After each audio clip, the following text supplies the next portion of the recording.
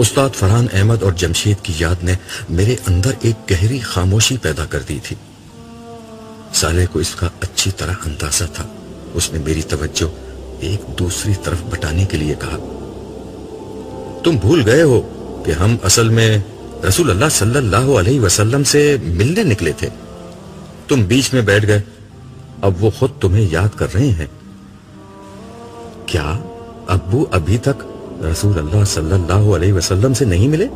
انور نے حیرت سے کہا۔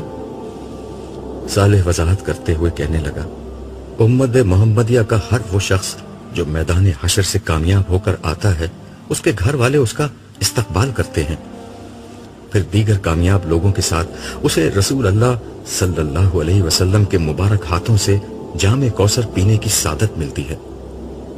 اس کے بعد وہ لوگ خوشی خوشی بقول تمہارے والد کے اس جھیل کے کنارے کسی جگہ آ بیٹھتے ہیں، مگر تمہارے والد کو میدان حشر گھومنے کا شوق تھا، اس لیے حضور سے ملاقات سے قبل ہی انہیں ان کی درخواست پر دوبارہ میدان حشر میں بھیج دیا گیا، لیکن اب حضور نے انہیں خود ہی طلب کر لیا ہے۔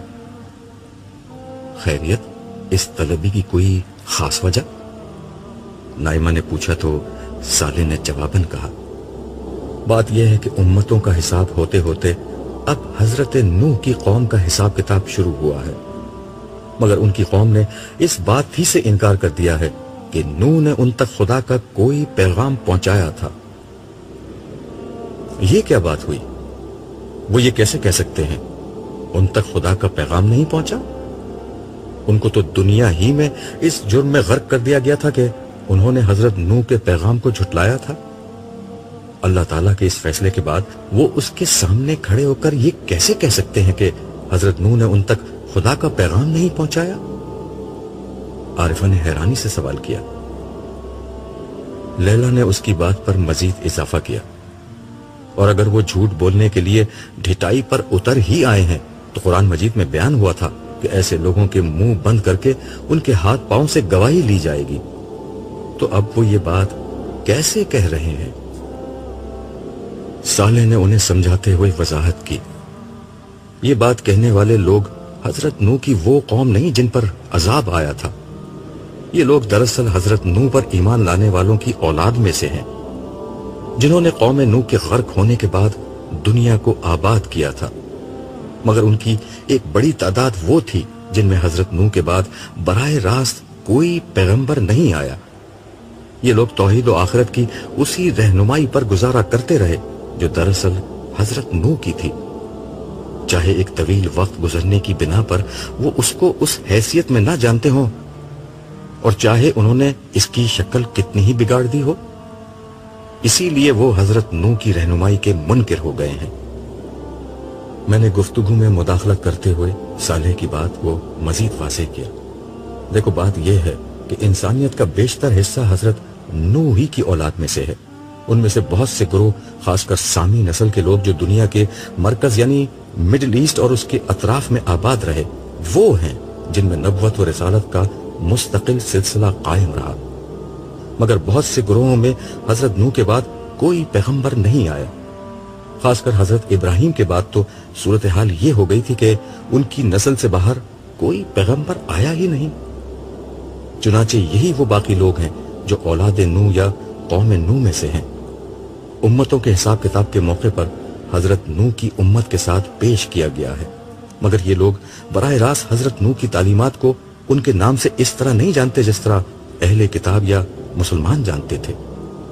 چنانچہ ان لوگوں نے حضرت نوح کے پیغام پہنچانے کا انکار کر دیا، اور ان کی یہ بات ایک طرح سے غلط نہیں ہے۔ صالح نے میری بات کو آگے بڑھاتے ہوئے کہا، عبداللہ نے ٹھیک کہا، حقیقت یہ ہے کہ نوح کی اس قوم تک خدا کا پیغام اصل میں امت محمدیہ نے پہنچایا تھا، اسی لیے رسول اللہ صلی اللہ علیہ وسلم کی امت کے تمام اولین و آخرین شہداء کو بلایا جا رہا ہے جنہوں نے پچھلی دنیا میں ان لوگوں پر حق کی گواہی دی تھی۔ آج یہ شہداء بتائیں گے کہ انہوں نے کسی نہ کسی طرح ان لوگوں تک توحید کا وہ پیغام پہنچا دیا تھا جو حضرت نوح کی وراثت تھا اور جو بعد کے ادوار میں ضائع ہو گیا تھا، مگر آخری رسول کی بعثت کے بعد تا قیامت اس پیغام کو محفوظ کر دیا گیا، اور امت مسلمہ نے توحید کی یہ امانت اولاد نوح تک پہنچا دی تھی۔ نائمہ نے میری طرف دیکھتے ہوئے پوچھا، تو پھر انہیں امت محمدیہ کے ساتھ کیوں نہیں پیش کیا گیا؟ وہ اسلام قبول کر لیتے تو ایسا ہی ہوتا، مگر انہوں نے اسلام قبول نہیں کیا اور اپنے تحریف شدہ آبائی مذہب پر قائم رہے۔ آج ہر امت چونکہ اپنے رسول کے ساتھ پیش کی جا رہی ہے، تو ایسے سارے لوگ قوم نوح کے طور پر پیش کیے گئے ہیں، کیونکہ ان کے آباء و اجداد حضرت نوح پر ایمان لائے تھے۔ میں نے جواب دیا اور پھر خلاصہ بحث کے طور پر کہا، اپنی قوم کے ابتدائی حصے کو پیغام الہی خود حضرت نوح نے پہنچایا اور آخری حصے کو مسلمانوں نے پہنچایا، جو نوح سمیت تمام رسولوں کے پیغام توحید و آخرت کے امین تھے۔ چلو بھائی، اب بلایا جا رہا ہے، صالح مجھ سے مخاطب ہو کر بولا۔ اس کے ساتھ ہی ہم دونوں اٹھ کر وہاں سے روانہ ہو گئے۔ ہم ایک دفعہ پھر رسول اللہ صلی اللہ علیہ وسلم کی بارگاہ میں موجود تھے۔ وہی نور، وہی جمال، وہی جلال۔ مجھے یہ محسوس ہوتا تھا کہ میں صدیوں سے حضور کو جانتا ہوں۔ مجھے محسوس ہو رہا تھا کہ جیسے آپ کی محبت میرے دل میں بڑھتی جا رہی ہے۔ میں اس وقت بھی حضور کی مجلس میں پچھلی نشست پر بیٹھا ٹکٹکی باندھے حضور کے چہرہ پر نور کو دیکھے جا رہا تھا۔ حضور اس وقت تک اپنے قریب بیٹھے اصحاب سے کچھ گفتگو کر رہے تھے۔ اسی اثنا میں ان کے قریب آ کر ایک صاحب نے ان کے کان میں کچھ کہا۔ صالح نے جو میرے ساتھ بیٹھا ہوا تھا سرگوشی کے انداز میں مجھ سے کہا، یہ خادم رسول حضرت انس ہیں اور حضور کو تمہارے بارے میں بتا رہے ہیں۔ اس کے ساتھ ہی حضور نے نظر اٹھا کر مجھے دیکھا اور ایک دل نواز مسکراہٹ کے ساتھ میرا استقبال کیا۔ اس سے صالح کی بات کی تصدیق ہو گئی کہ حضرت انس نے میری ہی آمد سے حضور کو مطلع کیا تھا۔ پھر مسکراتے ہوئے حاضرین سے فرمایا، اللہ کے پیغمبر اور انسانیت کے جد امجد نوح کی امت نے ان کی شہادت کو یہ کہہ کر قبول کرنے سے انکار کر دیا ہے کہ نوح نے ان تک براہ راست کوئی پیغام نہیں پہنچایا۔ حقیقت یہ ہے کہ یہ پیغام میری امت نے قوم نوح تک پہنچایا تھا۔ آپ حضرات چونکہ تمام انبیاء کے ماننے والے ہیں اور میری وساطت سے جو دین آپ کو ملا وہی نوح کو بھی ملا تھا، اس لیے آپ کی یہ ذمہ داری ہے کہ حضرت نوح کی طرف سے آپ لوگ اللہ تعالیٰ کی بارگاہ میں پیش ہوں اور یہ گواہی دیں کہ ایمان و عمل صالح کی جو دعوت نوح نے دی تھی اور جو میں نے آپ لوگوں تک پہنچائی تھی، وہ آپ نے بلا کم و کاست قوم نوح تک پیش کر کے میرے اور نوح کے مشن کی تکمیل کر دی تھی۔ یہ کہتے ہوئے حضور نے اپنے برابر بیٹھے ہوئے حضرت ابو بکر سے کہا، ابو بکر کھڑے ہو جاؤ۔ یہ سنتے ہی ابو بکر کھڑے ہو گئے۔ پھر آپ نے حاضرین سے مخاطب ہو کر کہا، یہ میرے رفیق ابو بکر ہیں، ان کے علاوہ میرے زمانے سے لے کر قیامت تک کے تمام زمانوں کے میرے نمائندہ امتی یہاں موجود ہیں۔ آپ لوگ ابو بکر کی قیادت میں اللہ تعالیٰ کی بارگاہ میں پیش ہوں اور اس حق کی گواہی دیں جو آپ کے پاس ہے۔ یہ کہتے ہوئے حضور کھڑے ہو گئے اور اس کے ساتھ ہی سارے حاضرین بھی کھڑے ہو گئے۔ ابو بکر نے رسول اللہ کے ہاتھوں کا بوسہ لیا اور آگے بڑھ گئے۔ ان کے بعد تمام حاضرین نے ایک ایک کر کے نبی کریم کے ہاتھوں کا بوسہ لیا۔ میرا نمبر سب سے آخر میں تھا، میں نے بھی یہ شرف حاصل کیا، اور اس کے بعد ہم سب سیدنا ابو بکر کی قیادت میں میدان حشر کی طرف روانہ ہو گئے۔ میں ان بزرگ ہستیوں کے درمیان سب سے پیچھے چل رہا تھا۔ صالح میرے ساتھ نہیں تھا۔ حضور کی مجلس سے اٹھتے وقت وہ مجھ سے یہ کہہ کر الگ ہو گیا تھا کہ یہ کار شہادت ادا کرنے تمہیں تنہا جانا ہوگا، البتہ وہاں سے واپسی پر میں تمہیں مل جاؤں گا۔ میں راستے میں دل ہی دل میں سوچ رہا تھا کہ میں اس قابل نہیں کہ ایسی بابرکت اور بزرگ ہستیوں کے بیچ امت محمدیہ کی نمائندگی کروں۔ مجھ پر یہ احساس اتنا غالب ہونے لگا کہ میں نے سوچا کہ میں خاموشی سے اس مجمع سے نکل جاتا ہوں۔ کسی کو کیا پتا چلے گا، اللہ تعالیٰ میرے زمانے کے کسی اور شخص کو بلوا لیں گے۔ اس خیال سے میں آہستہ آہستہ پیچھے ہونے لگا۔ یہاں تک کہ میرے اور ان لوگوں کے بیچ میں کافی فاصلہ ہو گیا۔ میں نے موقع غنیمت جانا اور واپس حوض کوثر کی سمت جانے کے لیے مڑا ہی تھا کہ پیچھے سے یکا یک آواز آئی، عبداللہ یہ کیا کر رہے ہو؟ میں گھبرا کر پلٹا تو پیچھے سیدنا ابو بکر کھڑے تھے۔ میں کچھ شرمندہ سا ہو گیا۔ میری حالت ایسی ہو گئی جیسے میں چوری کرتے ہوئے پکڑا گیا ہوں۔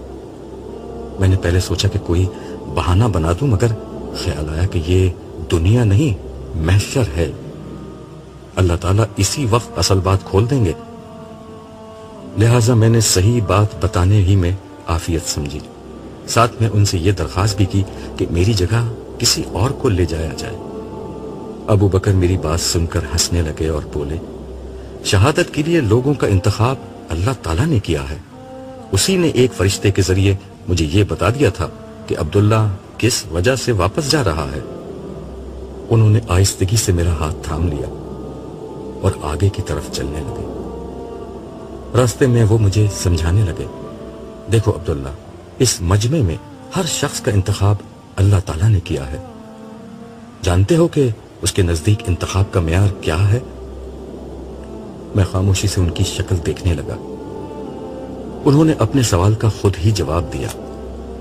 تعصبات، جذبات اور خواہشات سے بلند ہو کر جس شخص نے حق کو اپنا مسئلہ بنا لیا اور توحید و آخرت کو اپنی زندگی کا مشن بنا لیا، وہی اللہ کے نزدیک اس شہادت کے کام کے سب سے زیادہ حقدار ہیں۔ دیکھو، تمہارے زمانے کے مذہبی لوگ خواہشات سے تو شاید بلند ہو گئے تھے، مگر ان کی اکثریت تعصبات اور جذبات سے بلند نہیں ہو سکی۔ لوگ مختلف فرقوں اور مسالک کے اسیر تھے۔ وہ صرف اسی بات کو قبول کرتے تھے جو ان کے حلقے کے لوگ کریں۔ وہ لوگوں کو اپنے ہی فرقے کی طرف بلاتے تھے۔ وہ اپنے اکابرین کی بڑائی کے احساس میں جیا کرتے تھے، جبکہ تم صرف خدا کی بڑائی کے احساس میں زندہ رہے۔ تم نے سچائی کو ہر قیمت دے کر قبول کیا اور ہر تعصب سے پاک ہو کر اختیار کیا۔ خدا کی توحید تمہاری زندگی کا سب سے بڑا مسئلہ تھی، اور خدا سے ملاقات پر لوگوں کو تیار کرنا تمہاری زندگی کا سب سے بڑا مقصد۔ پھر تم نے دعوت کا کام صرف اپنی قوم ہی میں نہیں کیا، بلکہ غیر مسلم اقوام تک قرآن کا پیغام توحید و آخرت پہنچانے کے لیے ایک طویل دعوتی جد و جہد کی۔ یہی ساری باتیں آج تمہارے انتخاب کا سبب بن گئی ہیں۔ حضرت نوح عرش الہی کے داہنی جانب ہاتھ باندھے کھڑے تھے۔ ہم تمام لوگ حضرت ابو بکر کی زیر قیادت ان کے پیچھے جا کر کھڑے ہو گئے۔ سامنے کی سمت انسانوں کا تا حد نظر پھیلا ہوا ایک سمندر تھا۔ ان میں سے ہر شخص بدحال اور پریشان نظر آتا تھا۔ یہ لوگ سر جھکائے کھڑے تھے، ان کے چہرے خوف کے مارے سیاہ پڑ رہے تھے۔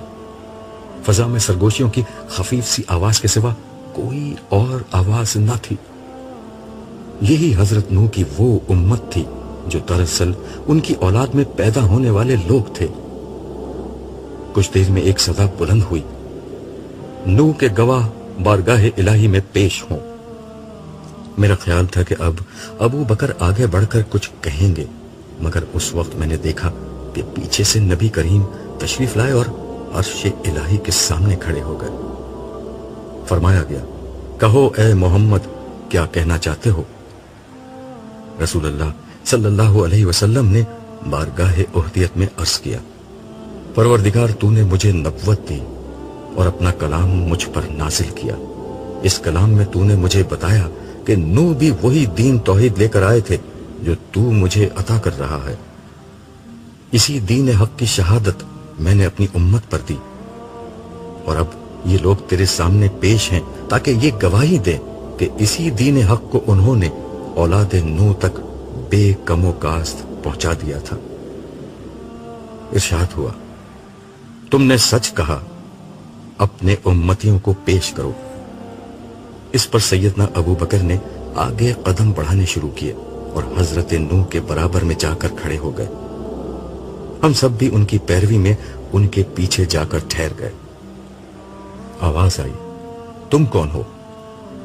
حضرت ابو بکر نے اپنا تعارف کرایا اور پھر ہم میں سے ہر شخص کا نام اور زمانہ بیان کر کے اس کا تعارف کرایا۔ آپ نے عرض کیا کہ ہم امت محمدیہ ہیں، ہم پر آپ کے آخری نبی محمد صلی اللہ علیہ وسلم نے حق کی شہادت دی اور یہ بتایا کہ نوح بھی اسی دین کو لے کر آئے تھے۔ نوح اور محمد کا یہی دین ہم نے دنیا کی تمام اقوام کو پہنچایا۔ ان لوگوں کو بھی ہم نے حق پہنچا دیا جو آپ کے سامنے امت نوح کی حیثیت میں موجود ہیں۔ اس گواہی کے بعد امت نوح کے لیے جائے فرار کے راستے بند ہو گئے۔ یہ بات واضح ہو گئی کہ نوح کا دین وہی تھا جو محمد صلی اللہ علیہ وسلم کا تھا، اور امت محمدیہ نے اس دین کو دنیا تک پہنچا دیا تھا۔ اب امت نوح کا حساب اسی گواہی کی روشنی میں ہونا تھا۔ ہمارا کام ختم ہو چکا تھا، اس لیے ہم لوگ واپسی کے لیے روانہ ہو گئے۔ ہمارا قافلہ واپسی کے سفر میں رواں دواں تھا۔ اس دفعہ سالار قافلہ نبی و آخر الزماں خود تھے۔ ہمارا قافلہ فرشتوں کی معیت میں میدان حشر سے گزرتا ہوا حوض کوثر کی سمت جا رہا تھا۔ میں اپنی رسوائی کے اندیشے سے ذرا پیچھے ہی چل رہا تھا۔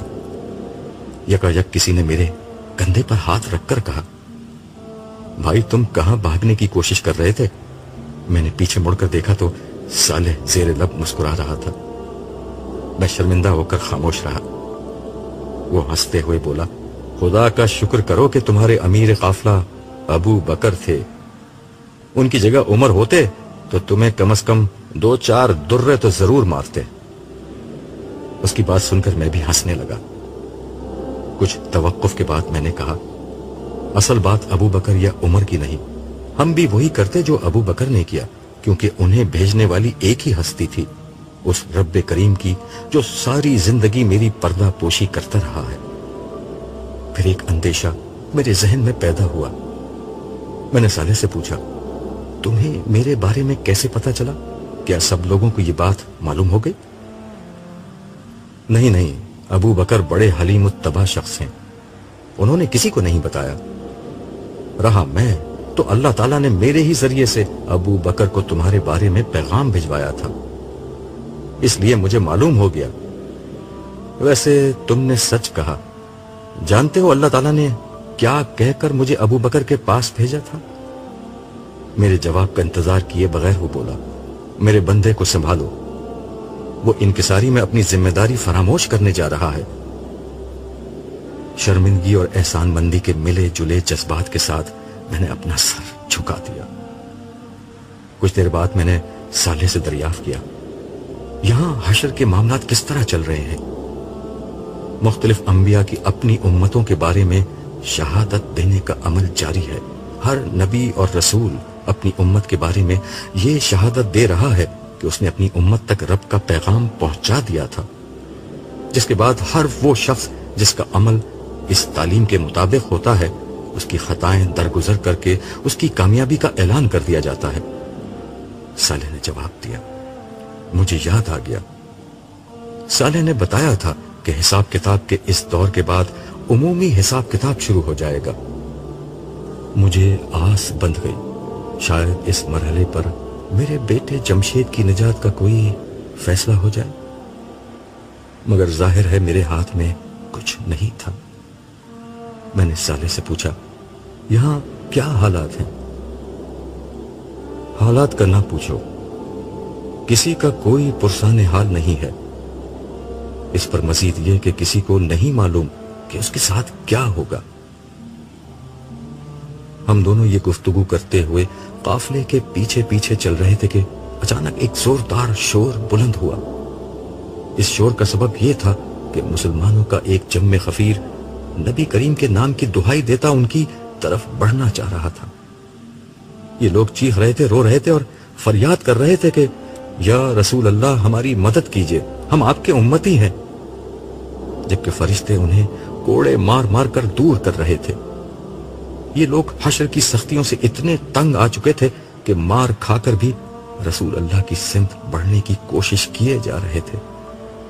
انہیں رسول اللہ کی صورت میں بمشکل امید کی ایک کرن نظر آئی تھی۔ رحمت للعالمین صلی اللہ علیہ وسلم نے یہ منظر دیکھا تو فرشتوں کے سردار کو اپنے پاس بلا کر پوچھا، یہ لوگ تو میرے امتی ہیں، میرے نام لیوا، میرے کلمہ گو ہیں، ان کے ساتھ یہ سلوک کیوں ہو رہا ہے؟ فرشتے نے بڑے ادب سے جواب دیا، یا رسول اللہ، بے شک یہ لوگ آپ کے نام لیوا ہیں، مگر آپ کو نہیں معلوم کہ ان لوگوں نے آپ کے بعد آپ کے دین میں کیا نئی نئی چیزیں پیدا کر دی تھیں۔ اس پر رسول اللہ کے چہرے انور پر سخت ناگواری کے تاثرات پیدا ہوئے، اور آپ نے فرمایا، ان لوگوں کے لیے دوری ہو جنہوں نے میرے بعد میرے لائے ہوئے دین کو بدل ڈالا۔ حضور یہ کہہ کر واپس حوض کوثر کی سمت مڑ گئے، اور قافلے کے لوگ بھی آپ کے پیچھے پیچھے چلے گئے۔ میں بھی آگے بڑھنا چاہ رہا تھا کہ صالح نے کہا، رکو اور دیکھو یہاں کیا ہوتا ہے۔ میں نے دیکھا کہ فرشتے ان لوگوں پر بری طرح پل پڑے ہیں۔ اسی اسنا میں میدان حشر کے بائیں جانب سے کچھ مزید فرشتے بھی آ گئے۔ انہوں نے انتہائی بے رحمی سے ان لوگوں کو مارنا شروع کر دیا۔ فرشتے ایک کوڑا مارتے اور ہزاروں لوگ اس کی زد میں آ کر چیختے چلاتے اور دور جا گرتے۔ تھوڑی دیر میں حوض کے قریب کا علاقہ صاف ہو گیا۔ مار کھاتے اور بلبلاتے ہوئے یہ لوگ جنہوں نے دین اسلام میں نت نئے عقیدے اور اعمال ایجاد کر لیے تھے، اپنی رسوائی اور بدبختی کا ماتم کرتے ہوئے وہاں سے رخصت ہو گئے۔ میں صالح کے ساتھ کھڑا یہ عبرتناک مناظر دیکھ رہا تھا، اور میں سوچ رہا تھا کہ یہ وہ بد نصیب ہیں جن کے لیے قرآن مجید کی ہدایت اور رسول اللہ صلی اللہ علیہ وسلم کی سنت ناکافی تھی۔ اس لیے انہوں نے اس میں اضافہ اور تبدیلی کر کے دین حق کا چہرہ مسخ کرنے کی کوشش کی۔ ان کے پاس اپنی ہر گمراہی اور بد عملی کی ایک بیجا منطق موجود ہوتی تھی۔ جب کوئی سمجھانے والا انہیں سمجھانے کی کوشش کرتا، یہ اس کی جان کے دشمن ہو جاتے۔ جب انہیں بتایا جاتا کہ قرآن مجید سے باہر کوئی عقیدہ ایجاد نہیں کیا جا سکتا اور سنت رسول کے علاوہ کوئی اور عمل خدا کے ہاں مقبول نہیں ہو سکتا، تو یہ ان باتوں کو بکواس سمجھتے اور اپنی گمراہیوں میں مگن رہتے تھے، مگر اس کا نتیجہ انہوں نے آج بھگت لیا تھا۔ میں یہ سب سوچ ہی رہا تھا کہ صالح نے مجھ سے کہا، عبداللہ، میں انسانوں کو سمجھ نہیں سکا کہ آخر ہر نبی کی امت نے ہدایت واضح طور پر پا لینے کے بعد بدعتوں میں اتنی دلچسپی کیوں لی؟ تم نے اچھا سوال کیا ہے۔ میں خود بھی زندگی بھر اس مسئلے پر سوچتا رہا ہوں۔ میرے خیال میں اس کی اصل وجہ غلط ہے۔ انسان بڑی جذباتی مخلوق ہے، وہ افراط و تفریط کا شکار ہو جاتا ہے۔ انبیاء کے نام لیواؤں کے ساتھ بھی یہی ہوا۔ کچھ لوگ مادیت کی طرف اپنے رجحان کی بنا پر انبیاء کی تعلیمات کو چھوڑ بیٹھے، تو کچھ لوگوں نے انبیاء اور صالحین کی محبت اور عبادت کے شوق میں اعتدال سے تجاوز کیا۔ یہی تجاوز اور خلف بدعت کا سبب بن گیا۔ صالح نے میری بات پر گردن ہلاتے ہوئے کہا، اس افراط و تفریط اور خلف و تجاوز کا سب سے بڑا نمونہ مسیحی تھے۔ ایک طرف ان کے ہاں حضرت موسیٰ کی شریعت کو ترک کر دیا گیا، دوسری طرف رہبانیت ایجاد کر کے ایسی ایسی عبادتیں، ریاستیں اور بدعتیں دین میں داخل کر لی گئیں کہ کسی نارمل انسان کے لیے مذہبی شناخت کے ساتھ زندگی گزارنا مشکل ہو گیا۔ عمل کے ساتھ ان کے ہاں عقیدے کا غلب بھی آخری درجے میں ظاہر ہوا۔ انہوں نے نبیوں کی امت ہوتے ہوئے بھی خدا کی بیوی اور بیٹا گھڑ لیا۔ مگر یار، حقیقت یہ ہے کہ تم مسلمان اس کام میں کون سا پیچھے رہے ہو؟ یہ آخری بات اس نے بہت زور دے کر کہی۔ میں نے بلا توقف جواب دیا، اور آج اس کا نتیجہ بھی بھگت لیا۔ عیسائیوں نے بھی اور مسلمانوں نے بھی۔ یہ کہتے وقت میری نظر میں کچھ دیر قبل رونما ہونے والے مناظر گھوم رہے تھے۔